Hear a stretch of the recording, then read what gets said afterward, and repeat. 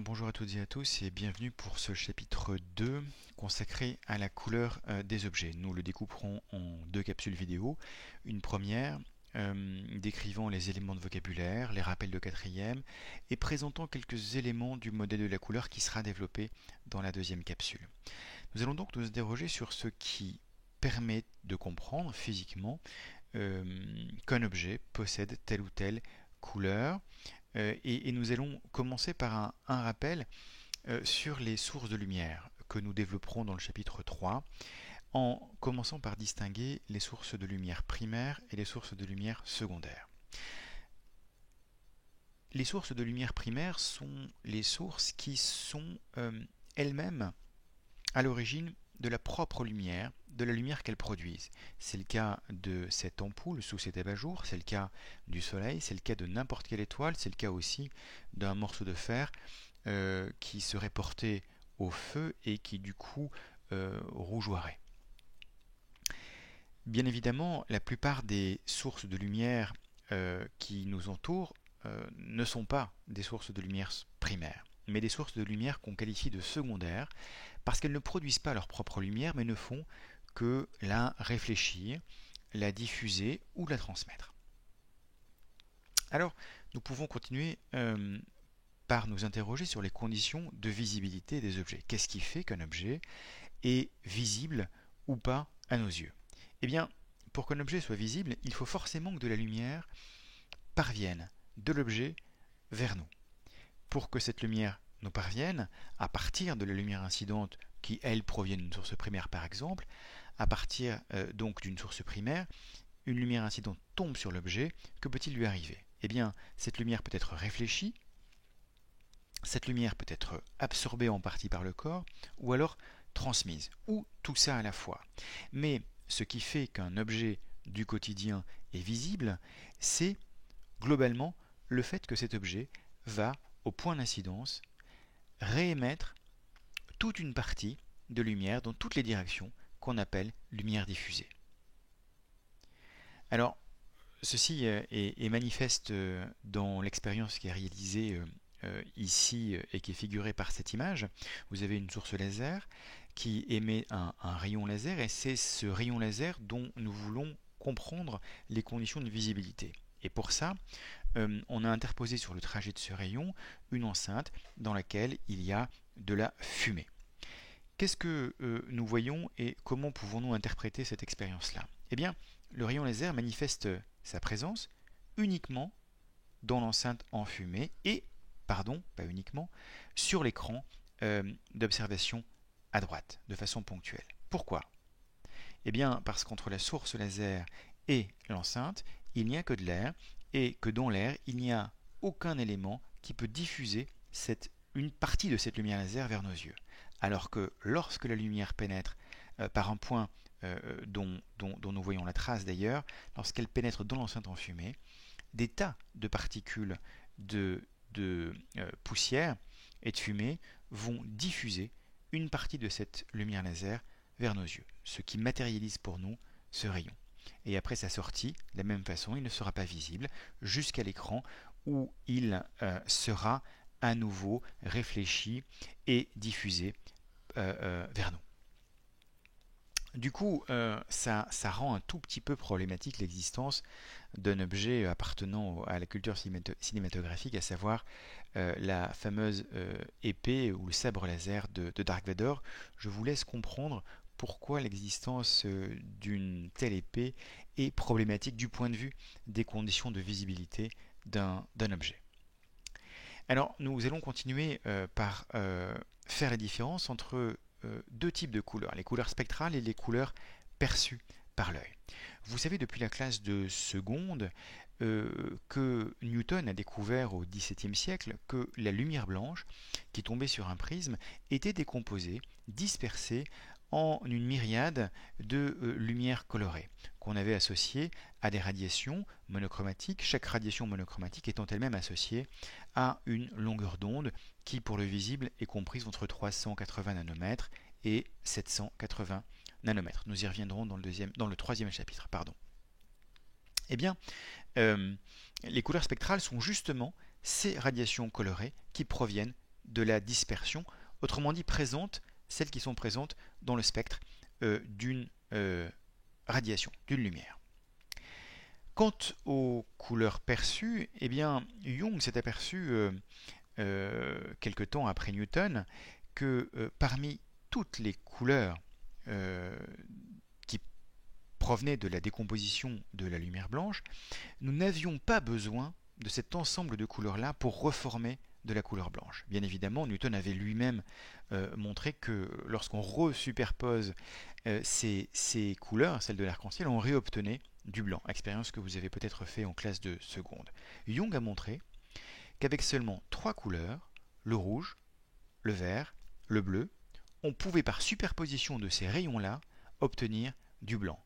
Et il a fait l'hypothèse que si c'était le cas, eh bien, c'est que notre œil était particulièrement sensible à 3 couleurs, les couleurs des rayons rouge, vert et bleu, et même imaginer qu'il puisse exister au fond de la rétine des organes sensibles à ces 3 couleurs. Et c'est effectivement ce qui est avéré, à savoir que l'homme est une espèce très variante. Il possède des cônes de 3 natures spécifiques. Des cônes spécialisés pour la détection des radiations rouges, des cônes spécialisés pour la détection des lumières vertes et des cônes spécialisés dans la détection des radiations bleues.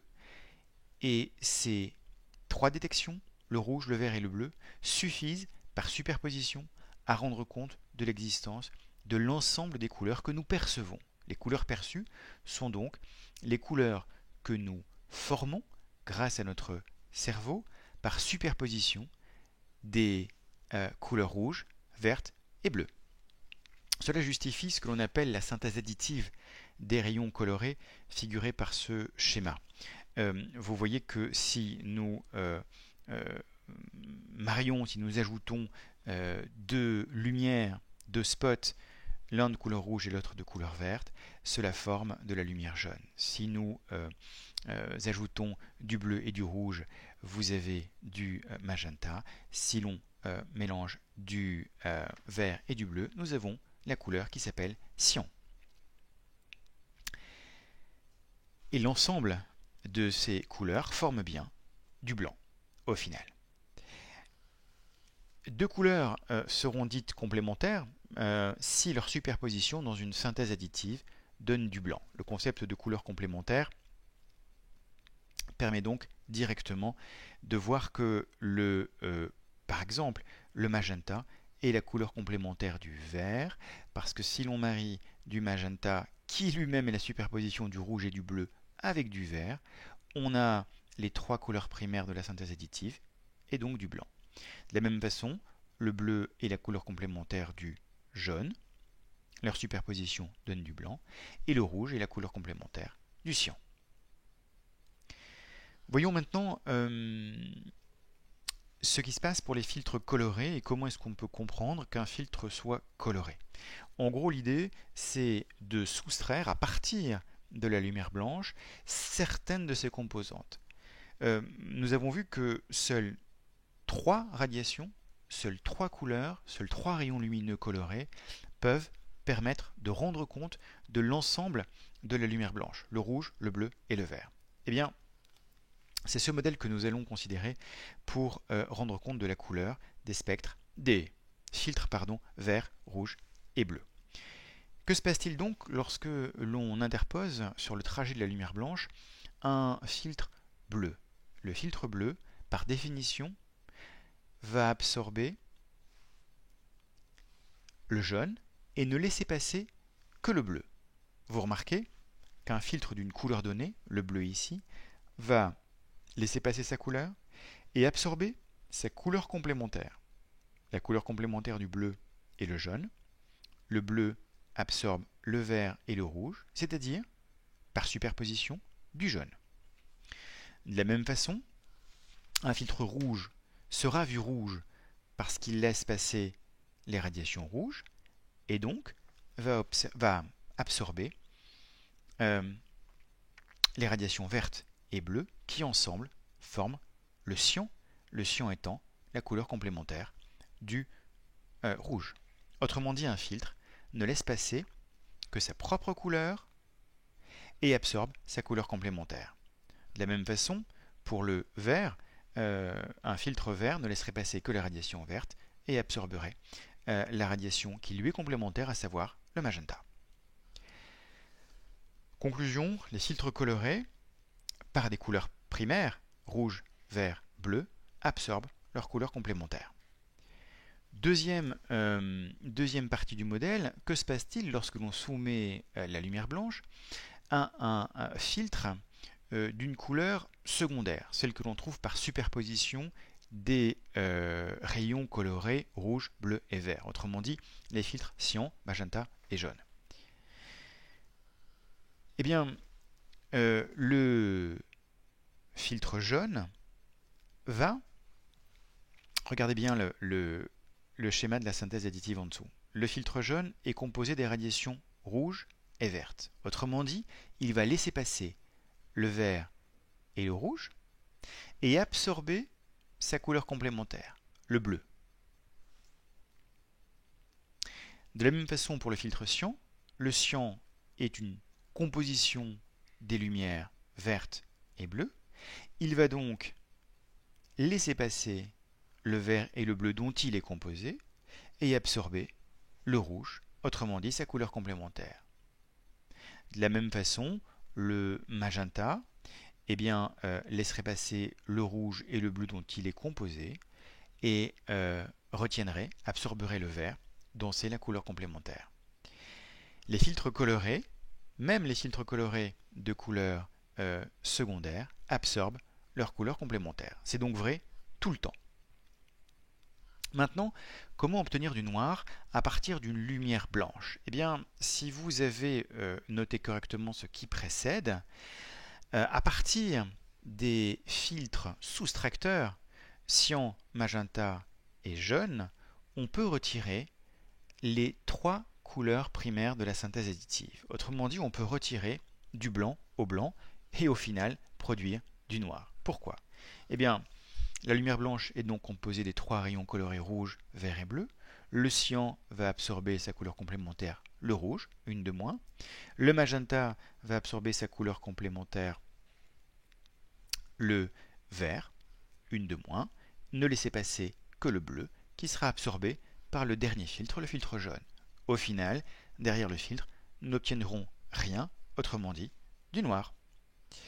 Et du coup, on peut rendre compte de la fabrication du noir à partir de rayons colorés par la superposition des rayons associés, des rayons colorés associés aux couleurs secondaires. On appelle ça la synthèse soustractive des couleurs.